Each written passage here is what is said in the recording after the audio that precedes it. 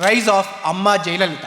13 సంవత్సరాల తర్వాత సీఎం కుర్చీలో కూర్చున్న కరుణానిధి గారు మార్చి 25, 1989 రోజు అసెంబ్లీలో బడ్జెట్ ప్రవేశపెడుతుండగా అప్పుడు అపోజిషన్ లీడర్ గా ఉన్న అమ్మ జయలలిత గారు ఆయన్ని ప్రశ్నించారు. ఇది ఒక పెద్ద ఆర్గ్యుమెంట్ కి దారితీసింది. చూస్తూ చూస్తూ అసెంబ్లీ ఒక యుద్ధ భూమిగా మారింది. డిఎంకే మినిస్టర్లు, ఎమ్మెల్యేలు జయలలిత గారి మీదకి వచ్చారని, కొందరు ఆవిడ చీరను పట్టుకొని లాగారని, మరికొందరు ఆవిడ జుట్టును కూడా పట్టుకొని లాగారని అప్పట్లో న్యూస్ లో ఎన్నో ఆర్టికల్స్ వచ్చాయి. ఆ గొడవలో చినిగిన చీరతో, చెదిరిపోయిన జుట్టుతో అసెంబ్లీ నుంచి బయటకి వచ్చారు. అక్కడున్న మీడియా ముందు ఆవిడ ఒక ప్రతిజ్ఞ చేశారు. నేను తిరిగి ఈ అసెంబ్లీలో అడుగు పెడితే అది చీఫ్ మినిస్టర్ గానే అడుగు పెడతాను, లేకపోతే అసలు రాను అని. అక్కడి నుంచి 2 సంవత్సరాల తర్వాత 1991లో రాజీవ్ గాంధీ గారు లోక్సభ ఎలక్షన్ క్యాంపెయినింగ్ కోసం చెన్నై పక్కనున్న శ్రీపెరంబూర్ లో ఉన్నప్పుడు ఎల్టీటీఈ సూసైడ్ బాంబర్ వల్ల రాజీవ్ గాంధీ గారి అసాసినేషన్ జరిగింది. తమిళనాడు పాలిటిక్స్ ప్రతి 2 సంవత్సరాలకు ఒకసారి ఏదో ఒక టర్న్ తీసుకుంటూనే వచ్చింది. ఈ అసాసినేషన్ గవర్నమెంట్ రన్ చేసిన డిఎంకే పార్టీ యొక్క అసమర్థత వల్లే జరిగింది అంటూ సెంట్రల్ నుంచి తమిళనాడు స్టేట్ గవర్నమెంట్ ని రద్దు చేసింది. ప్రెసిడెంట్ రూల్ అమలు చేశారు. ఆ తర్వాత